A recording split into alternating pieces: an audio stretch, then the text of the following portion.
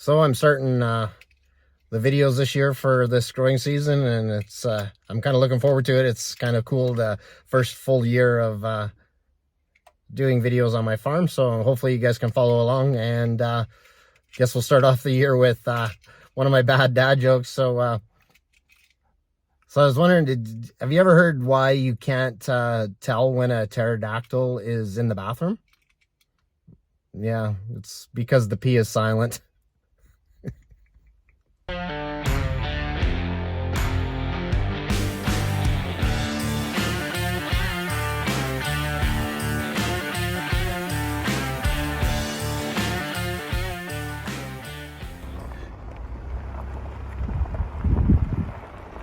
The farmyard's getting pretty dry now. Most of the snow has melted. I had snow piled all along here, and pretty well dry.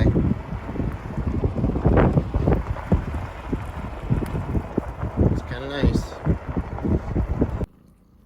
And you can tell spring is here. The cats have started to have kittens, so I got this one batch in the shop here. I just bring it in where I keep it warm and keep it away from the other cats. So, but yeah, these guys are about a week and a half, 2 weeks old now, and they're doing pretty good. This guy's a little squawky.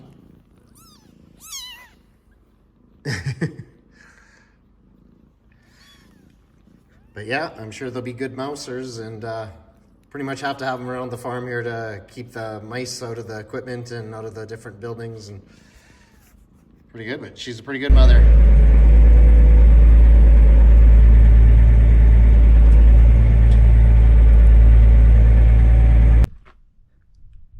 So I'm going to install my air guard cooling system on my fans today. I got dual fans on my ktten cart here. I'm hoping there's enough room in beside there. It's a little bit narrow in here, but this side should be easy. The other sides shouldn't be too bad either. So yeah, so that's what I'm going to work on today. So first thing first, I guess I should read the directions. So the first thing we got to do is remove the old screen off there, the original one.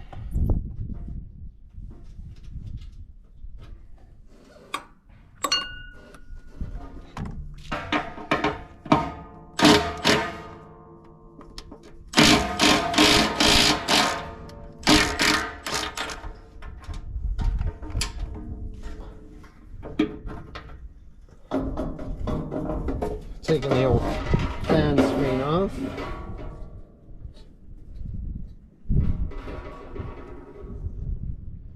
I need a hammer, get that the rest of the way off, but I got that screen off, and then I gotta figure out how the new fan cooler works right in there. Hopefully it just bolts into place here. Should be good. So after the third time of trying to mount this properly, I found out there is a top and a bottom to this bracket that mounts onto the existing fan where the radiator goes on. So you have to have it at about this angle for the bolts to hit to line up. So it's going to, the radiator itself is going to be at a bit of an angle.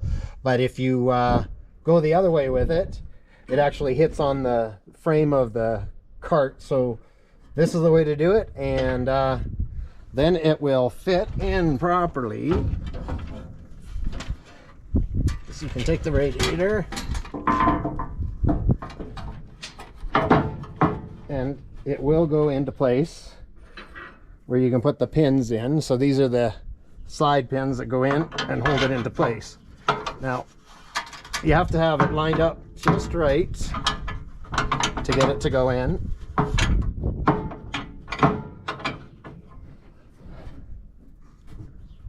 Because they are a bit of a tricky thing to get to line up correctly. Once you get that one in,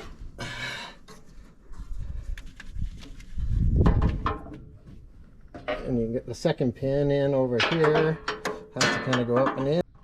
So with a little bit of coaxing, I took the front pin out, pulled this around and slid this pin down in, and then hinged it back into place and was able to get both the drop pins in. So this guy's in place.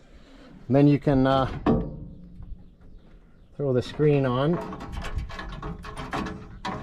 Hopefully this works. Make sure it latches into place. Oh yeah, it needs a pin. So there's little pins that go in there to hold it in place too. You just use these guys. So I got one of my projects done. Update on the air cart. This air guard cooler is all installed now. The hoses are all routed. And it took a little bit, but you gotta pull off the bottom here off this pump, run that guy through, and that's the inlet side to the radiator, so it's the outlet side of the fan motor, so that turns the air fan, the fans I should say, and then that's the gauge there for that guy, and then comes up into here, and this left hand side radiator, and then this is the return back to the tractor. Then there's also, on this one, because it's a version 1, I had to run this line here. Goes all the way back to the tank. So it comes with some couplings and stuff, and had to couple it in and run a big hose all the way back there, and that's just the bypass on those valves. So I can walk around here. Oh yeah, and this is my other project. I'll show that next.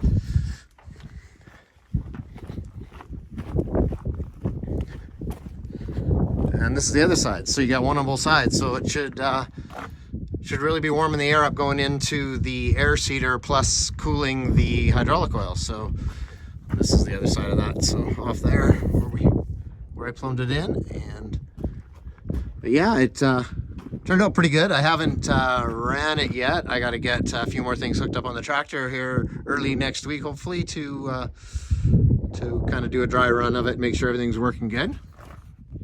And then there was a surprise here on Thursday last week here that my mover for my grain cart, or my seed cart auger, came.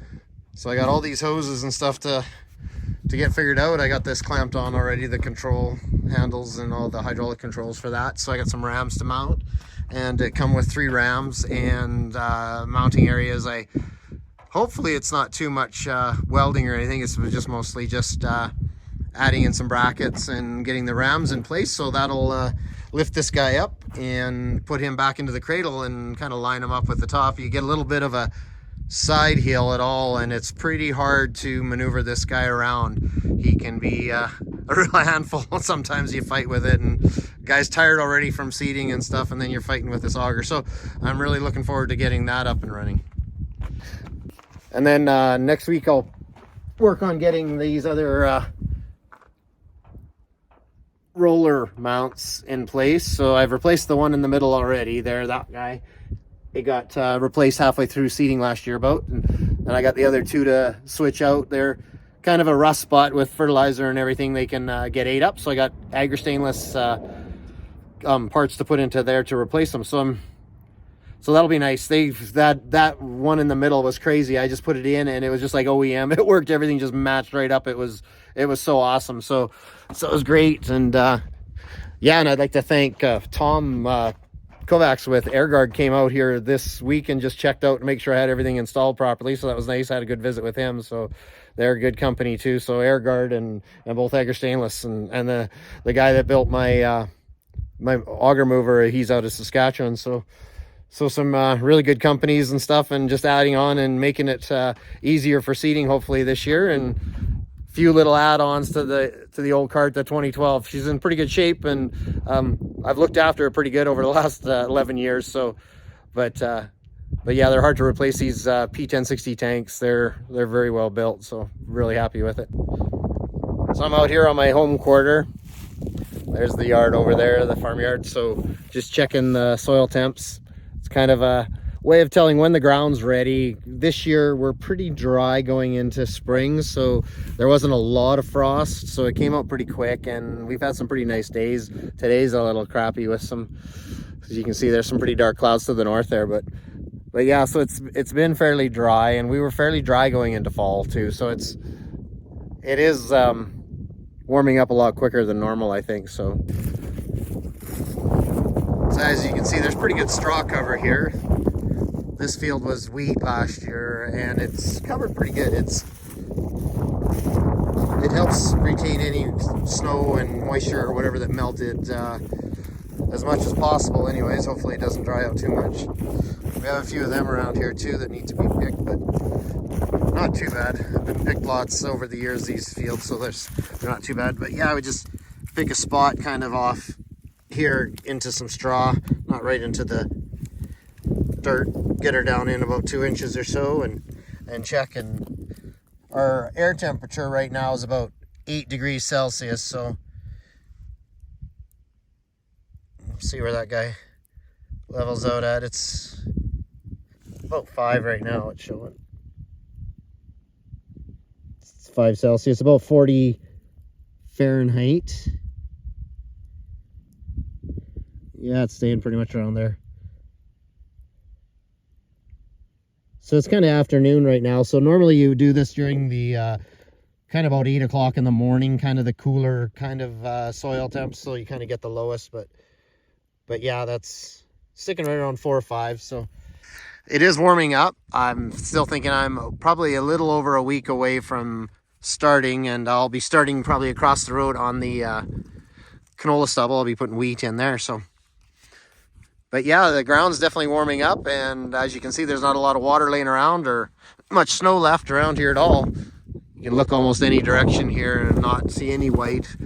A little bit back there in those trees, but yeah, it's getting close.